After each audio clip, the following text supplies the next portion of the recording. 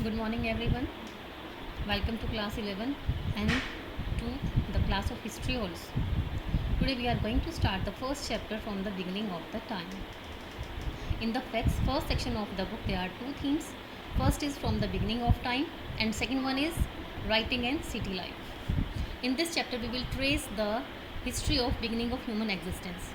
Human existence कब start हुआ, कब फर्स्ट ह्यूमन कब जो है उसका एवोल्यूशन हुआ, everything we will learn in this chapter. कि वो लोग खाना कैसे वो खाते थे, क्या खाते थे और कैसे रहते थे, कहाँ रहते थे, कैसे उनका डेवलपमेंट हुआ, धीरे धीरे उनके डेवलपमेंट के बारे में भी हम सब यहाँ पर पढ़ेंगे. So let's start. This chapter traces the beginning of human existence. It was 5.6 million years ago, written as MYA. MYA stands here for million years ago. तो ये 5.6 मिलियन ईयर्स एगो पहले की बात है कि the first human like creatures, not human like creatures appeared on the earth's surface. After this, several forms of human emerged, but then became extinct. Human beings resembling us, वो human beings जो हमें resemble करते हैं, जिनको हम modern humans भी कहते हैं, are suppose to be originate about 1,60,000 years ago. During this long period of human history, people obtain food by, कैसे वो खाना कैसे मिलता था उन्हें, कैसे प्राप्त करते थे, इधर scavenging means surviving on dead animals और हंटिंग एनिमल्स और gathering plant produce. They also learn how to make stone tools, पत्थर के औजार कैसे बनाए जाते हैं, and communicate with each other. Although other ways of obtaining foods were adopted later, हालांकि बाद में उन्होंने फूड ऑब्टेन करने के जो और भी दूसरे तरीके थे वो बाद में अडॉप्ट किए. Hunting gathering continued. Even today they are hunter gather societies in some parts of the world के कुछ पार्ट्स में अभी भी हंटर गैदर सोसाइटीज़ हैं. दिस मेक अस वंडर, ये हमें हैरानी होती है, whether the life style of the present day hunter gatherers can tell us something और anything about the past. Discovery of human fossils, stone tools and cave paintings. These are the things that help us to understand early human history. अगर हमको early human history के बारे में जानना है, then we have to study the human fossils, stone tools and cave paintings of history of past. Each of these discoveries has a history of its own. इन सब discoveries की, इन सब चीज़ों की अपनी एक हिस्ट्री है खुद की. Very often when such finds were first made, most scholars refused to accept that these fossils were the remains of early humans. लेकिन जब ये फाइंड्स हुए, जब ये फाइंडिंग्स को, इन चीज़ों को खोजा गया, तो बहुत सारे स्कॉलर्स ऐसे थे जिन्होंने रिफ्यूज़ कर दिया ये मानने से कि अर्ली ह्यूमंस के फॉसिल्स हैं ये. दे वर ऑल्सो स्केप्टिकल, वो डाउटफुल थे about the ability of early humans to make stone और टूल्स और पेंट. कि उन्हें ये डाउट था कि अर्ली ह्यूमन को क्या स्टोन टूल्स बनाने आते थे या केव्स पर पेंटिंग करनी आती थी. It was only over a period of time that the true significance of these finds was released. और कुछ टाइम के बाद जो है इस चीज़ के बारे में जो सच्चाई थी उसको रिलीज़ किया गया. The evidence for human evolution comes from fossils of species of humans which have become extinct. जो एविडेंस है ह्यूमन इवोल्यूशन का वो हमें कहाँ से मिला है, वो सबूत हमें मिला है फॉसिल से, जो ह्यूमन स्पीशीज़ की जो फॉसिल्स हैं उनसे, जो कि अब एक्सटिंक्ट हो चुके हैं ह्यूमंस.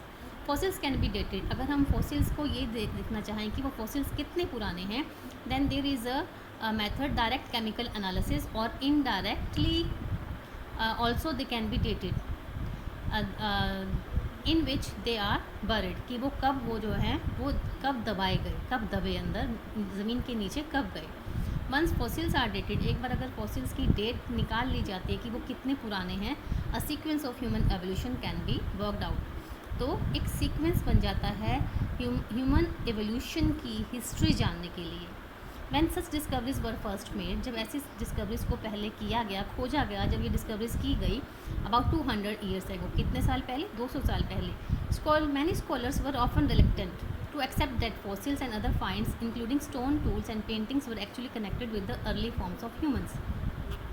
तो बहुत सारे स्कॉलर्स ऐसे थे जो अभी भी राज़ी नहीं थे, तैयार नहीं थे इस चीज़ को एक्सेप्ट करने के लिए कि जो फॉसिल्स हैं और दूसरे फाइंडिंग्स हमें मिले हैं, स्टोन टूल्स मिले हैं, पेंटिंग्स मिली हैं, वो सच में अर्ली ह्यूमंस के हैं. This reluctance generally stemmed from their believe in the old testament of Bible. क्यों? क्योंकि वो इसलिए नहीं मानने को तैयार थे क्योंकि उस वक्त जो है एक ओल्ड कॉमन बिलीफ था, बाइबल में भी कहा गया था, अकॉर्डिंग टू बाइबल की जो ह्यूमन ओरिजिन है was regarded as the act of creation by God, की ह्यूमन जो है, ह्यूमन की जो क्रिएशन है वो भगवान ने की है।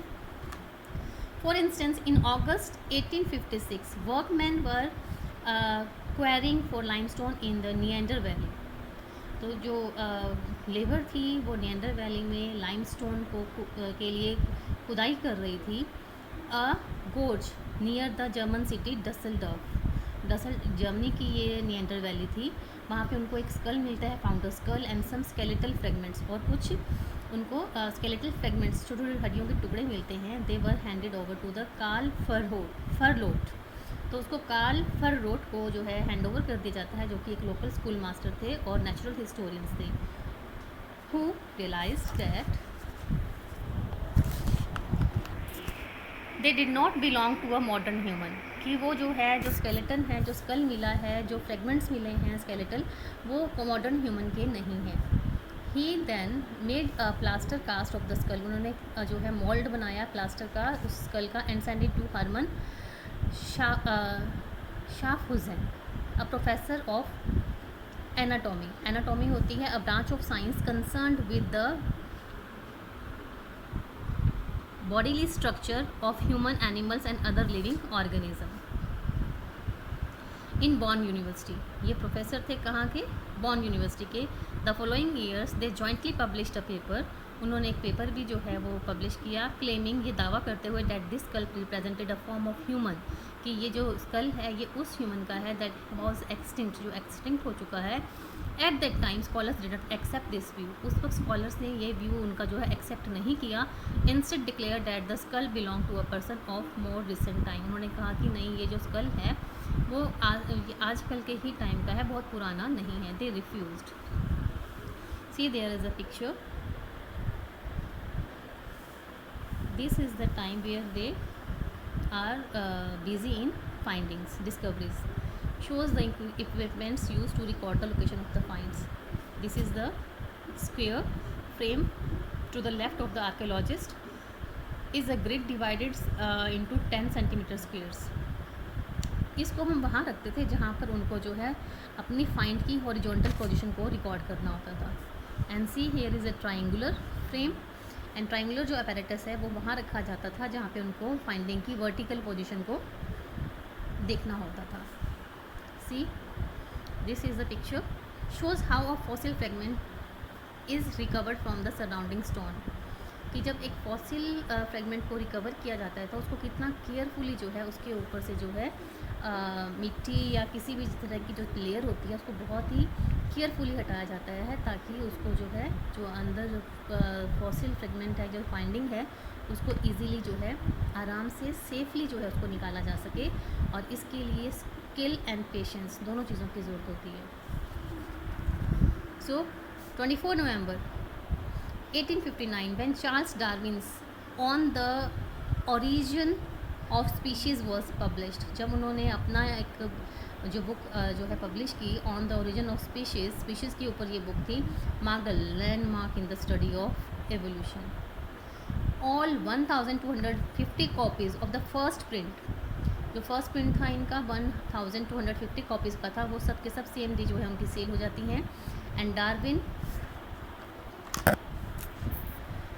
sorry it is not clear I think, and Darwin argued that humans had evolved from animals a long time ago। और डार्विन ने बोला कि जो ह्यूमंस का एवोल्यूशन है वो एनिमल से ही हुआ है और बहुत टाइम पहले हुआ है। See there is a skull, the skull of Neanderthal man, जो हमें वहाँ पर निएंडर वैली में मिला था skull. Some of those who dismiss the antiquity of the skull regarded it as brutish or that of a pathological idiot। तो